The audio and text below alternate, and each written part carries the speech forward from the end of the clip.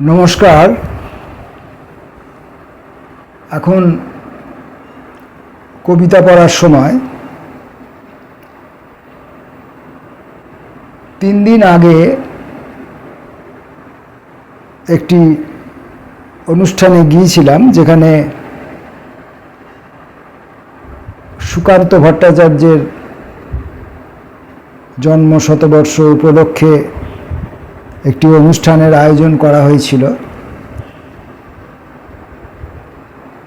শ্রোতা ও দর্শকের আসনে বসেছিলাম আরও অনেক বন্ধুদের সঙ্গে। সেখানে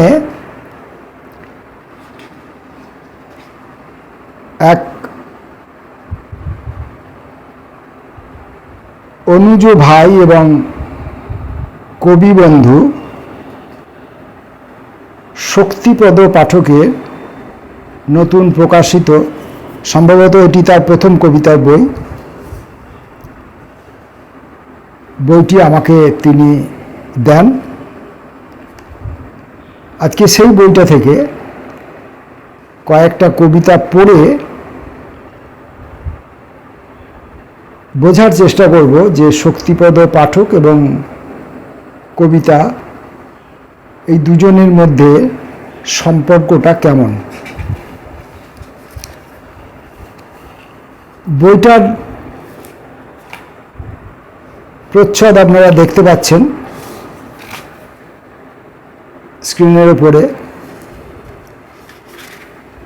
বইটির প্রকাশক হচ্ছে ঈশপ থেকে বইটি প্রকাশিত হয়েছে। শক্তিপদ পাঠক, বইটির নাম শীত ঘুমে আছি। এই শীত ঘুমে আছি নামকরণটি বেশ তাৎপর্যপূর্ণ। আমি জানি না এই নামটির সঙ্গে এই বইটির ভেতরে যে কবিতাগুলি আছে তার কতটা সুবিচার করা হয়েছে, কতটা সাযুজ্য আছে সেটা আমি জানি না, কিন্তু এই যে শীত ঘুমে আছি নামকরণটি আমাদের বর্তমান সময়ের সঙ্গে বেশ যায়।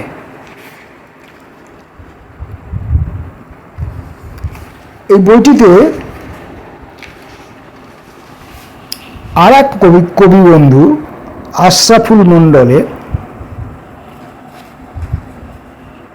একটি নাতিদীর্ঘ রচনা রয়েছে, যা দিয়ে তিনি শক্তিপদ পাঠক এবং তার কবিতার একটা আভাস দিয়েছেন। এখান থেকে আমরা দু একটি কবিতা পড়ি। যে ধরনের কবিতা আমার পড়তে আমি পছন্দ বোধ করি, স্বাচ্ছন্দ্য বোধ করি, সেই ধরনের দু একটি কবিতা আমি এখান থেকে যা হাতের কাছে উঠে আসবে দেখি। আমি বেছে টেছে নিয়ে বসিনি, যেমন বসি না কখনো, সেরকমই পড়ার চেষ্টা করছি।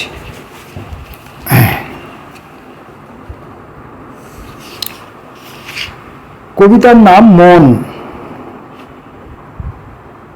যদি আপনি কষ্টটাকে পায়ের তলায় পিষে রঙিন চশমা পরে দুনিয়াটাকে দেখতে পারেন, তবে দেখবেন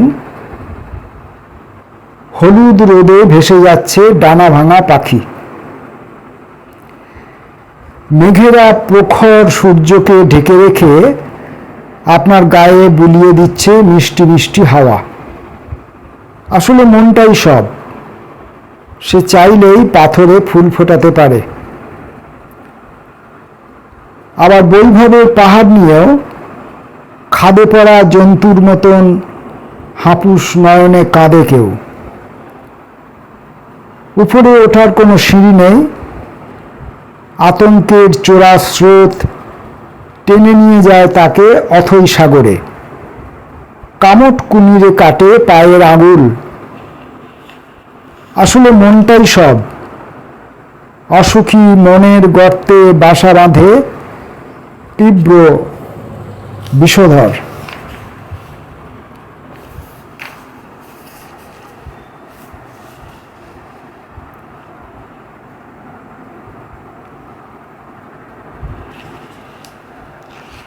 এর পরের যে কবিতাটি পড়ব,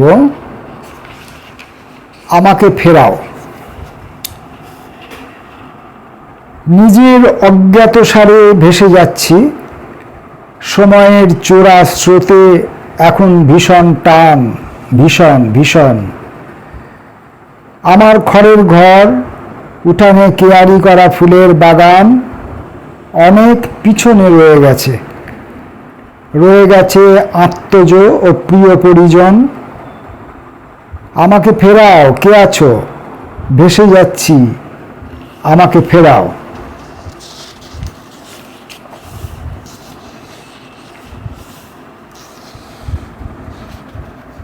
নদীকে বলছি,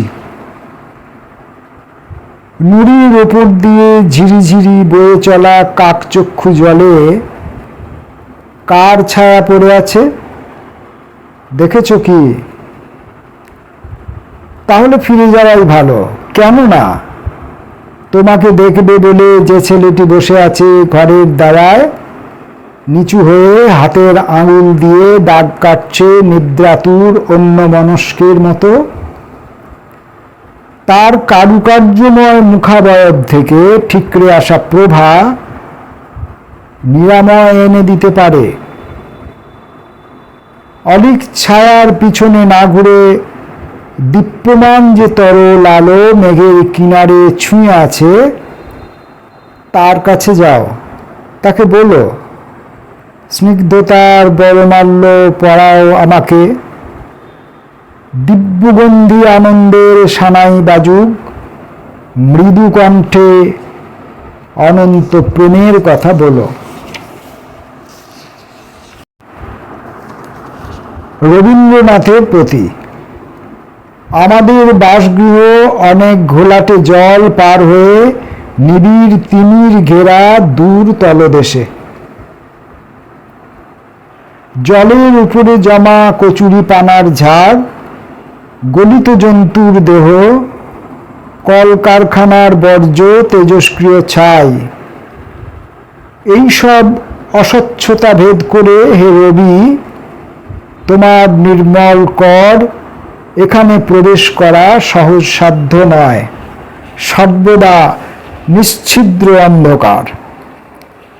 ছোট ছোট লাল নীল মাছগুলি হাঙর ও তিমিদের নিত্যকার খাদ্যবস্তু, মরণের নিত্য জয়কার। মরণের নিত্য জয় জয়কার হতে পারত, জানি না। পান্না আর প্রবালের ঝাড়গুলি আলোর অভাবে দ্যুতিহীন। এখানে সকাল নেই, দুপুর নেই, মায়াবী হলুদ রাঙা বিকেলের শ্রান্তিহারা আভা নেই। নেই পালাবার পথ, মিশেছে যা সুদূরে কোথাও। তোমার মুক্তির ডাক উপরের তল থেকে পুনরায় প্রতিধ্বনি হয়ে আবার তোমার কাছে ফিরে গেছে, এখানে নিয়ত মাৎসন্যায়।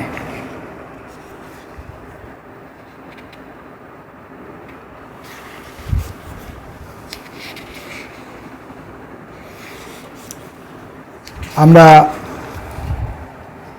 শক্তিপদ পাঠকের নতুন কবিতার বই তথা একমাত্র কবিতার বই, প্রথম কবিতার বই, সেখান থেকে আমরা কবিতা পড়ছি। আমি যেখানেই থাকি,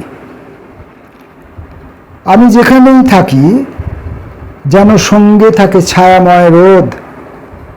প্রাঙ্গণের প্রবেশ পথ জুড়ে ঝুলে থাকে ঝুমকোলতা। এক টুকরো বৃষ্টি ভেজা মেঘ যেন পশ্চিম আকাশ কোণে ভেসে থাকে। আমি খেতে বসলেই যেন দেখতে পাই পদ্ম পাতার উপর বাড়া আছে রাঙা চালের ভাত। মা পাশে বসে তাল পাতার পাখা নিয়ে হাওয়া করছেন, সেই মৃদু হাওয়ায় উড়ে আসছে পরিতৃপ্তি। আমি ঘুমোতে গেলেই যেন বুকের উপর লতিয়ে থাকে একটি দুর্বল হাত। খাট দুপাশে ডানা মেলে উড়ে যায়, চাঁদের আলোয় ভেজা বনভূমির উপর দিয়ে নির্ভরতার খোঁজে। আমি যেখানেই থাকি তরল সন্ধ্যায় যেন ভেসে আসে কীর্তনিয়া সুর। শস্যের সবুজ গন্ধ দোল খায় উদ্বেল প্রান্তরে। তুলসী তলায় প্রদীপের শিখা নিভতে নিভতেও আবার প্রণম্য সুখে জ্বলে ওঠে।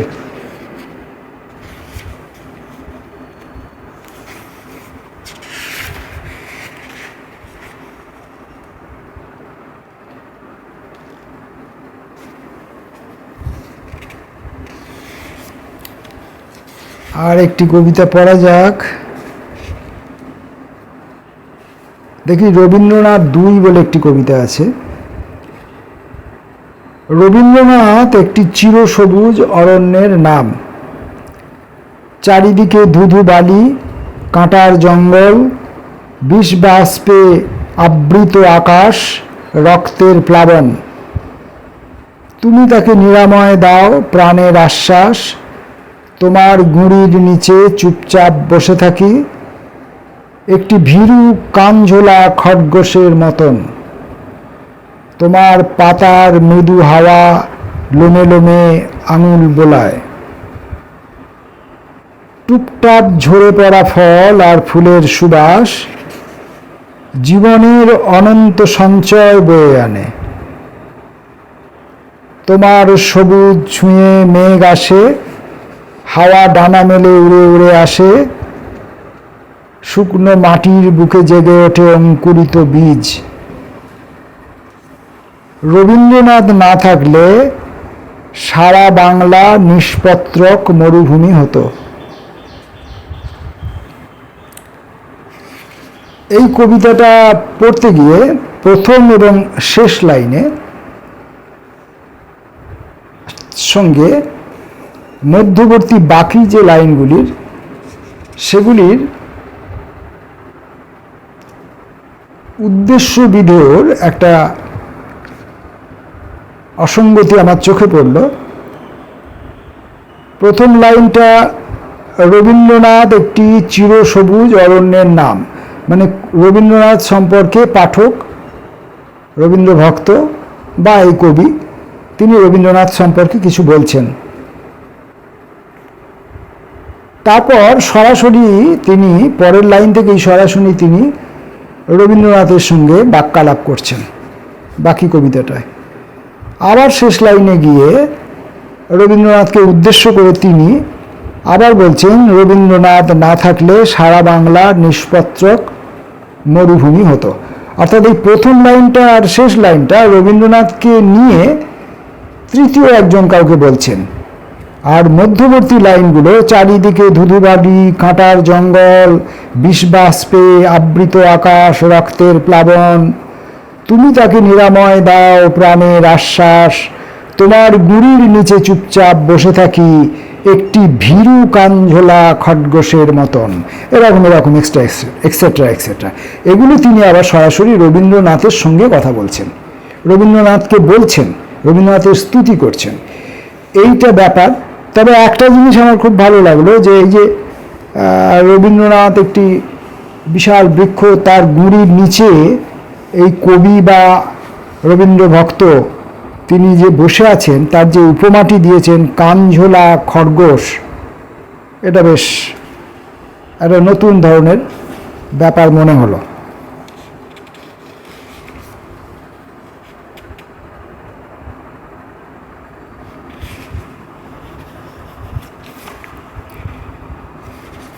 শীত ঘুমে আছি বইটার নাম। অতএব শীত ঘুমে থাকা বলতে কি বলতে চাইছেন কবি, দেখা যাক। সেই কবিতাটা পড়ে আজকের পাঠ শেষ করব। সারা রাত ঘাসের উপর শিশিরের কণা জমে, এই অনন্ত শীত রাত্রি ঘনীভূত চাঁদ, বুকে তার দূরগামী পাতা ঝরা বন। হলুদ পাতার নিচে জমে থাকা শীত ঘুম আমাকে নিবিড় করে কাছে ডাকে। মাঠের গর্তের মধ্যে মেঠো ইঁদুরের চুরি করা ফসলের ভাগ যেসব ছেলেরা নেয়, তাদের বারণ করো। আহা, সব জীব বেঁচে পড়তে থাক।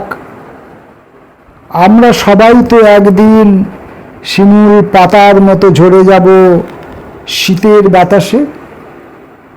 তাই যত পারো ওম দাও, মাঠে মাঠে ভালোবাসা দুহাতে ছড়াও। শীত ঘুম থেকে যেন জেগে থাকি, আবার নতুন পাতা ভরে গেছে সব গাছে গাছে। শক্তিপদ পাঠকের নতুন কবিতার বইটি থেকে বেশ কয়েকটি কবিতা পড়লাম। প্রথম কথা, কবিতা পড়তে গিয়ে আমাকে কোনো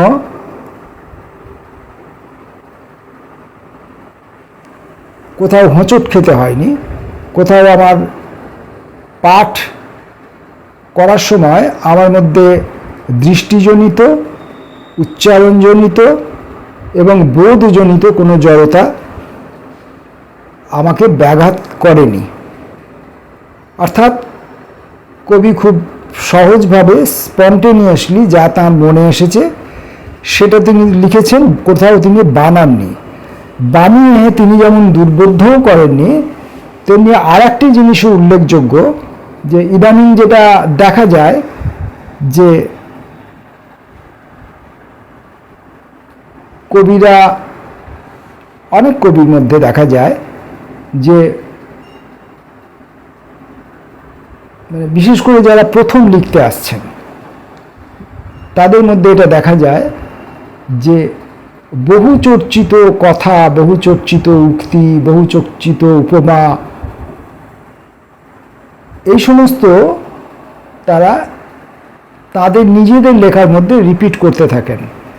সেই জন্যে সেই কবিতাগুলি হয়ে যায় পূর্ববর্তী নামী অনামী বিভিন্ন কবির কবিতার কপি পেস্ট। তো শক্তিপদ পাঠকের কবিতার মধ্যে আমি সেই কপি পেস্ট পাইনি, অর্থাৎ তিনি যা লিখেছেন সেটা তিনি নিজে লিখেছেন। এরপরে নিশ্চয়ই তিনি কবিতার ভাষা নিয়ে, কবিতার শব্দ ব্যবহার নিয়ে, এসব নিয়ে নিশ্চয়ই তিনি ভাবনা চিন্তা করবেন, তার নিজস্ব একটি ভাষা তৈরি করবেন, তার নিজস্ব একটি দৃষ্টিভঙ্গি তৈরি করবেন বলে আমার মনে হয়। আশায় থাকব কবির পরবর্তী কবিতার বইটির জন্যে। ততক্ষণের জন্য নমস্কার।